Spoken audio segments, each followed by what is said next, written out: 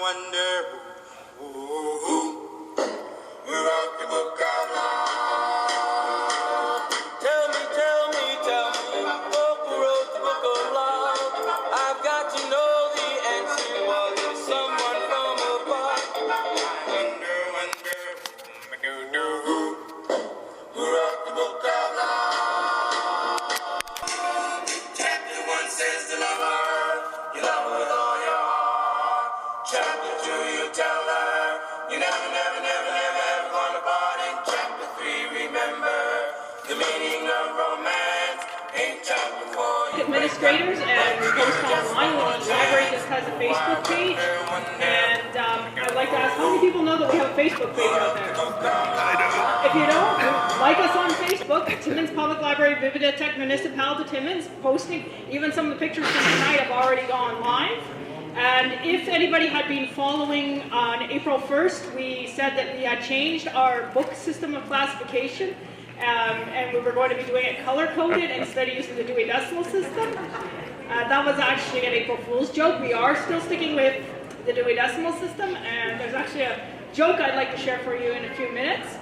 I'd like to just give a little overview. Timmins Voices was founded by Frank Giorno on September 15th of 2011. The group meets approximately once a month at Christopher's Coffee House, second Wednesday of the month. People are invited to come up, open mic session. They can share things that they've written, poetry, jokes, songs, and Frank Giorno also has a song contest that he'll be telling you about. But I thought let's open with a joke. So I'd like to tell you a little bit about just why our books are numbered like this and why in most public libraries you'll see this thing called the Dewey Decimal System. It actually goes back to 1876, and it was an American man by the name of Melville Dewey. And he had come up with a system of classification. Before, when you got books in a library, they were basically shelved in the order that you received the materials. So people wouldn't know where to find things by topic. And he came up with a system of numbers based like 10 categories of numbers, and that's where we get the decimal from. And to group the books where you find them roughly by the subject matter of the books. And it was a very long and tedious process. And of course, when you're working on a big project like that, you're often going to be by yourself. So Melville Dewey had been alone for a long time, and he only had a little kitten to keep him company when he was writing up his system of classification. And finally, when he was all done, he decided, wow, I really need a drink after this. So he went off to the bar, and he took his little kitten companion with him. And, you know, he decided that he would just love to treat himself to a nice glass of beer. And so the bartender says to him, gee, Melville, you know, I haven't seen you in a long time. Where have you been? He says, well, I've been working on the system of classification to make it easier to find books. And I mean, it's just taken me such a long time, but I'm happy to say that it's all done. And I'd really like to have, you know, a nice drink of ale and, you know, just sort of unwind here. And the bartender says, okay, I'll get you an ale. And then he notices the kitten there, and he says, oh, I see you brought your little companion with you. He says, well, should I get you your kitten perhaps some cream, a sauce or cream, because he's being so loyal to you? And Melville Dewey says, no, get my cat a lager. Get my cat. Anyway, Get my without cat a further lager. ado, I'd like to introduce to you Mr. Frank Giorno of Timmins Voices, and we will also have some people sharing their materials on open mic. Oh, get my cat a lager. I get that one. All right, I'm not going to be surpassed in the joke telling department. So I thought of this when I was doing my shopping a couple of weeks ago. Why did the young couple get married in the church? Anyone know? Ross? No. You're a big jokester. I don't know. Because they can't elope. Because I gave it away, right? The food section. All right, anyways. I'll tell you my zucchini joke one day. Okay. I got a million decibel jokes. Okay. So I want to thank Karina for inviting me, and I guess the library invited me to celebrate the 10th anniversary of this library. Of course, I've only been here for 5 years, but it really has become my home away from home. No, I really mean my home away from home, and many times the librarians have got to come and wake me up and say, the library's closed, Mr. Giorno, time to go home, to your real home. So I find it a very beautiful place. I really enjoy the way it's been designed with a lot of light, and you know, the trees, the enormous tree trunks that act as columns, and it's just really terrific. So All that being said, if I can find where I put it, yes, here it is. I was inspired to write a poem about the library, my home. The library is my home, away from home. Where else can I be safe and sound while I wander around in my imagination from faraway galaxies to hippodromes in ancient Rome, and learn of important men and women and the importance of air, water, and rich dark loam. It's my library, where my mind is free to read of great deeds of history, or get wrapped up in a nail-biting mystery, or lose myself in tales of heroes on flying steeds.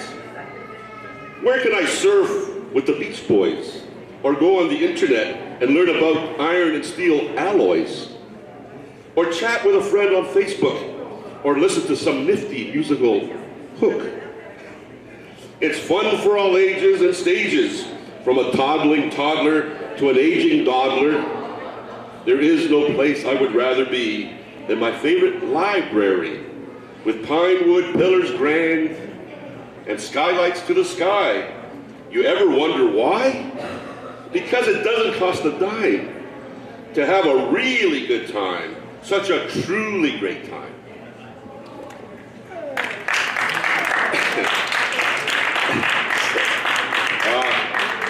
There are some copies of the poem. If anyone really wants one to take home, I will gladly sign a copy.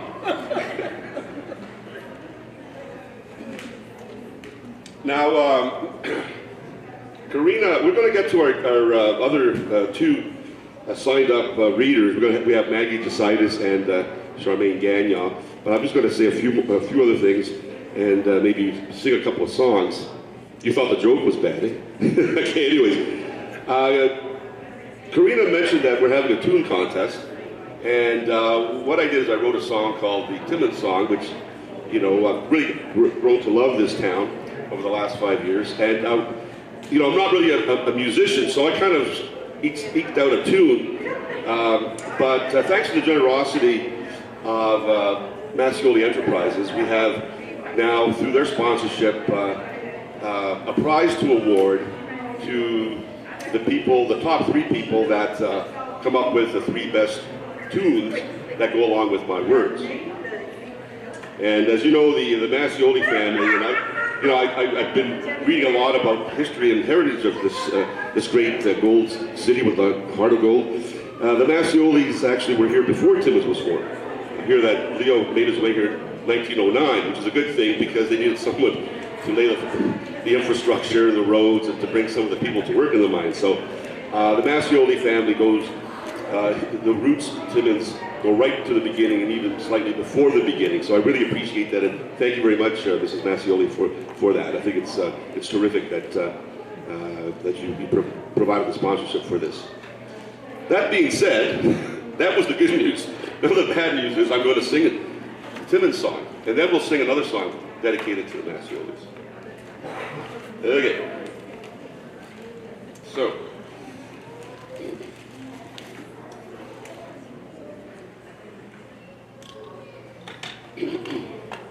I'll just sing, I won't sing the whole thing, it goes on for about half an hour. I'll just sing about maybe 4 verses.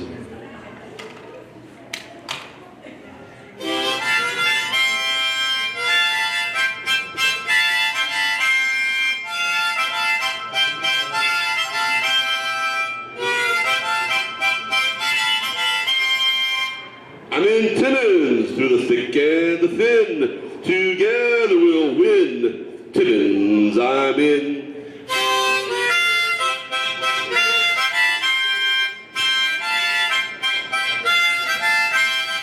From the heights of Kamuskoka to the depths of Kid Creek Mine, from the McIntyre headframe, the running waters, the green forest, to South Porcupine.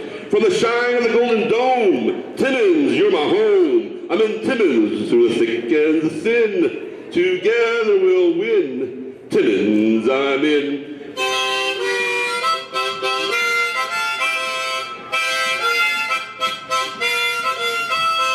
Well, the race is not to the swift, nor the battle to the strong. Though the load she is heavy, though the road she is long, Together we'll pull through, side by side, me and you. I'm in Timmins, through the thick and the thin. Together we'll win. Timmins, I'm in.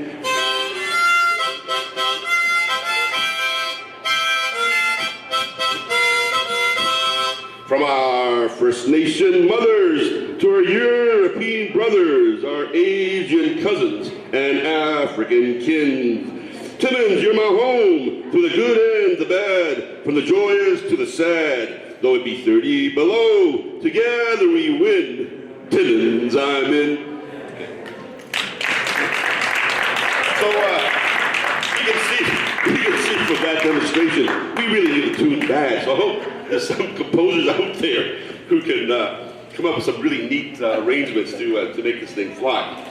And in addition to the prize, we have a $250 first place prize, a $100 second place prize, and a $50 third place prize. But the biggest award is that you get a chance to sing the song at one of the summer concert series. We're not sure which one because we have to go through, still figure out who won and all that. It might take time to make the decision because I still have to get the... Ross, do you want to be on our selection committee? All right, we'll talk. I'm really, truly impressed by the work that Leo Massioli did in a number of different areas, from building some of the roads, the infrastructure, the sewer and waters, the hotels, the movie theaters.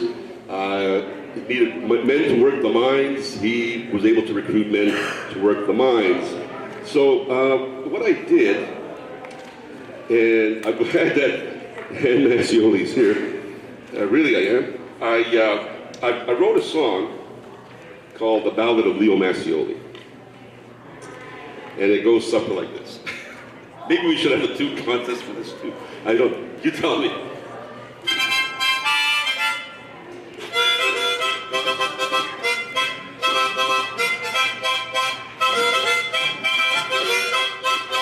In the distance, from the east, what can it be? A herd of moose or beast, walking sprightly. Who can it be? Holy moly, it's Leo Massioli and his band of men, canoeing and snowshoeing through the Porcupine in 1909. When there were no roads, only rivers filled with toads, lakes and mosquito-filled trails. Let's sing a song of his travail.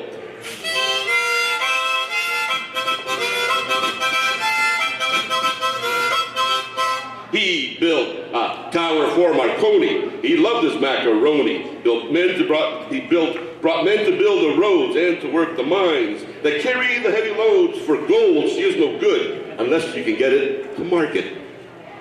The immigrant's dream was of streets paved with gold. So Massioli and his men were told. But when they got here, they found no roads. They had to build it. No gold, they had to dig it. They dug 10 million tons of gold, and still today the streets of Timmins are not built of gold. No. The gold is all tied up in stocks or crated in some box, kept in a tunnel 2 miles deep, far away in Fort Knox. The gold goes up, the gold goes down, but there's one thing for sure. Without Leo Massioli, there'd be no Timmins town.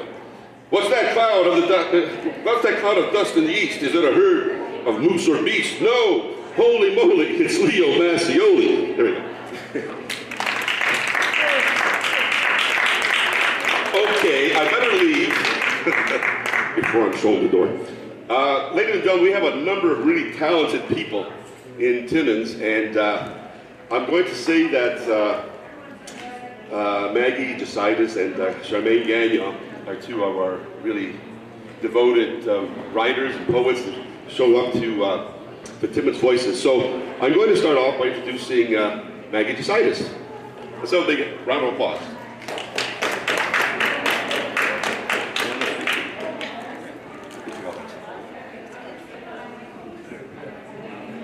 I'm a bit sick, so I have a bit of a sore throat, so I'll try to do my best to read. This is a poem I wrote for the library. It's called the Timmins Public Library. Ode to the library, a long and strong standing pillar of the community, upholding education, literacy, art, culture, heritage, and history. seeking in silent clicks of keyboards, fondling and flipping of pages, piquing the mind and heart's desire. The universal home where creativity gently stokes the fire. The revolving book return, an open place in history, knowledge for the taking, returning in kindness, even if it is a mystery. Principles we all strive to live by, sharing at its finest. Meeting on the common ground, a place of socialization for every generation. No matter how our differences may vary, there is always something for everybody at the Timmins Public Library. Happy 10th birthday to the revised edition of the Timmins Public Library.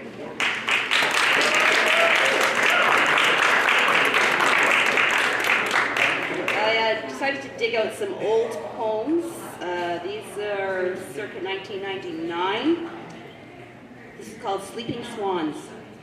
You tuck your long, slender neck behind in graceful formation, a perfect little package contained within yourself. Wrapped in such security, you bob in blissful slumber. All the while, the water gently cradles, and the hush of the wind sings its soft lullaby. With the sky watching over like a protective father, you sleep in peace with the knowledge that many a moon will pass by before you are called to sing your last lullaby.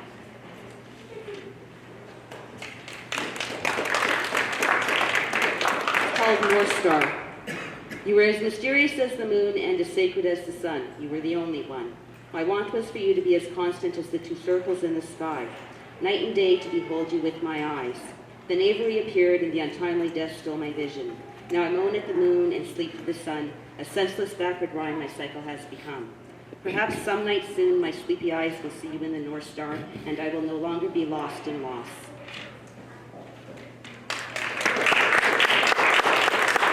It's called Dearly Beloved. My soulful senses see that you, my dearly beloved, have become one with the sky. I sensed you in the soft, warm pastel strokings of the sunset. I recognized you with clarity in the crispness of the cool blue starry sky. I feel the fresh awakening of you in the pink and baby blue shades of the morning sunrise. You, my dearly beloved, are ever present within the vastness of each day's sky. And my soul's desire is to dive into that ocean of divinity and be encompassed by the open embrace of the invisible essence of your heavenly power.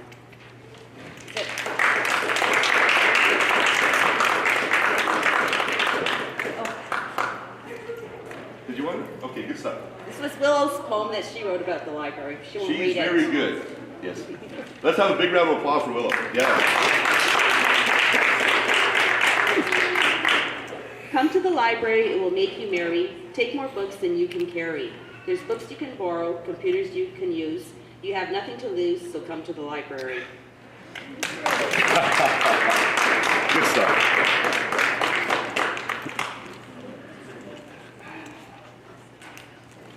You know, I think they're talking recently about the NHL draft and the young crop of hockey players that are coming up. I think we got some very talented young writers that we saw today that I think will be up in a couple of years, ready to publish some good books and come up to Timmins Voices and participate. Okay, our next guest, Charmaine Gagnon, is just really a truly fine, outstanding poet. I think she really, captures the essence of what it is to be a poet, as does Maggie and the others that come out at Timmins Voices. But it's a method of, I guess, expressing ourselves and communicating with others, so we can share our thoughts or emotions in a way that is also very entertaining and heartwarming. So, ladies and gentlemen, Charmaine Gagnon.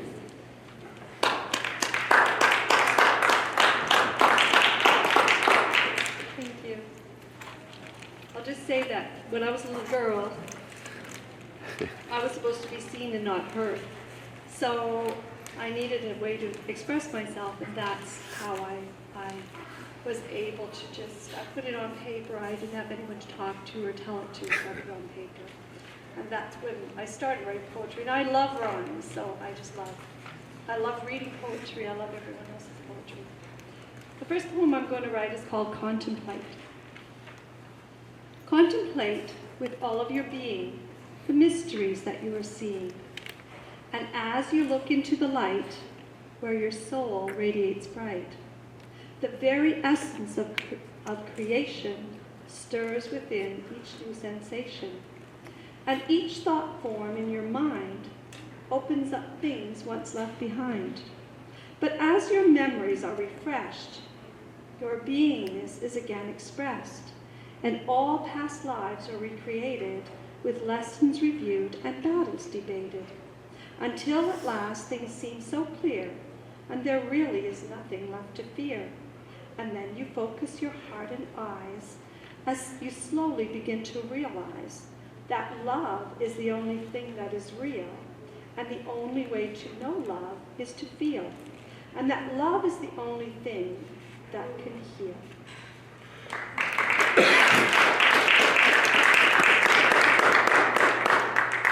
have a poem that I wrote in February, in February 2013. One of my cousin's daughters was being married in the islands, and she went down to the islands. And the day of her wedding, I wrote the poem because my cousin passed away 10 years ago. She passed away of cancer. So I wrote this poem for her daughter, Sarah. It's called Sarah's Poem. Today I am the bride, and there's an angel by my side. We are both dressed in white, glowing radiance and light. And as my heart sings, I can feel her feathery wings, lightly touching my skin. I know the world she is in. Today she brings heaven to me. I look around and I see so much beauty and so much love pouring down from heaven above. She wouldn't miss this day, no matter how far away. I feel so blessed inside, my heart is open wide. With all of this love I receive, and the faith I have to believe, and the vision to see it all, and this angel standing tall, radiant mother by my side, adoring your daughter, the beautiful bride.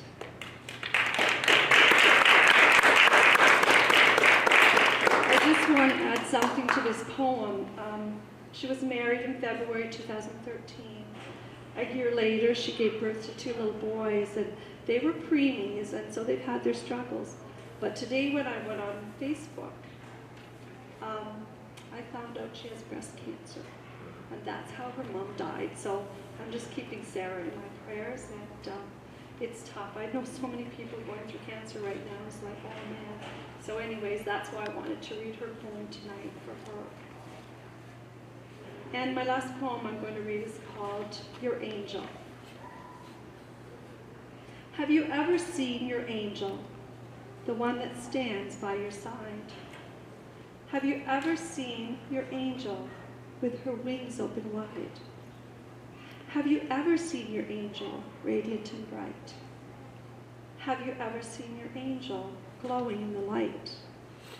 Have you ever seen your angel with a smile on her face? Have you ever felt your angel and her loving embrace? Have you ever felt your angel standing oh so near? Have you ever heard your angel whisper in your ear? Have you ever felt your angel when you were in despair? Have you ever felt your angel, felt her tender loving care? Have you ever spoken to your angel as you fall asleep at night? Have you ever seen your angel walk a loved one to the light? Have you ever touched your angel with the love within your heart? Do you know that you and your angel will never be apart? Your angel is a gift from God. Your angel is your friend. Your angel will always be with you in a love that will never end. Thank you, Brian. Oh, you're welcome. Anytime. And if, ladies and gentlemen, if you enjoyed the poems and tolerated the singing tonight, our next Timmins Voices at Christopher's. I say it's the greatest coffee shop in the universe. And if anyone wants to debate that with me, you can try to, over a coffee at Christopher's. Anyways, we are going to have our next Timmins Voices the second Wednesday of May, which I believe is May 13th. And I hope if you enjoyed the preview here that you join us there. And not only support Timmins Voices, but support Christopher's and support Timmins as well. Does anyone else want to come up and have a go at the open mic? Because our philosophy at Timmins Voices, like, and I echo what Charmaine said, although I was a very quiet kid. Yeah, probably won't believe it. But I too, you know, before I turned a certain age, got mouthy, expressed myself in poetry until I was about maybe 16. And then it all changed. Can't shut me up now. But before that, I did express myself in poetry. And it's a way of contacting, communicating, expressing. And there's also, I think, a form of therapy as well by being able to connect with people, because people go through a lot of things, like as in the poem that Charmaine wrote about, about her cousin. And it's some way to open up and to share and to talk and to gain better understanding and to come to some sort of acceptance or healing. So saying that, there's no one else wants to read. There's a gentleman at the back that wanted to know if there's entry forms, and I do have about 6 entry forms for the Timmins Tune Contest, so I'll provide you with one. Anyone else who wants one, let me know. And if you want it electronically, just give me your email. In addition to the hard copy, I can send it to you by email. That way it will save you from scanning it or whatever. Well, since no one else wants to go, I will tell you my zucchini joke. And this also was inspired by Food Basics. They're basic jokes. Once upon a time, there were 2 neighbors. One man was named Hugh, and the other one was named Keeney. They shared a boundary, and like most neighbors that share a boundary, there's usually a tree, what's known as a boundary tree. And it was a source of ongoing dispute between Hugh and Keeney. One day, Keeney got really annoyed that the branches were getting overgrown, so he took a hacksaw and he chopped a lot of the branches off, which really angered Hugh. So he went to court and he sued his neighbor. And the judge heard all the evidence, and then in conclusion, he made his decision. Well, first of all, they had to find out if he had standing, because can he actually sue? So the judge heard all the evidence, and he declared loudly, Hugh can zucchini. Hugh can zucchini. Hugh zucchini. Anyway. And if no one else wants to come, I'm just going to conclude then with I think it's a fun poem. It's about our great country. And Canada is a terrific country. Can I find it now? And I call it My Nation is a Train, ... wreck. And I worked on the railways for a number of years, and I got to really appreciate the motion of the train. And did I forget to bring it? And it reminded me of our country, because the train is composed of a lot of different cars with a lot of different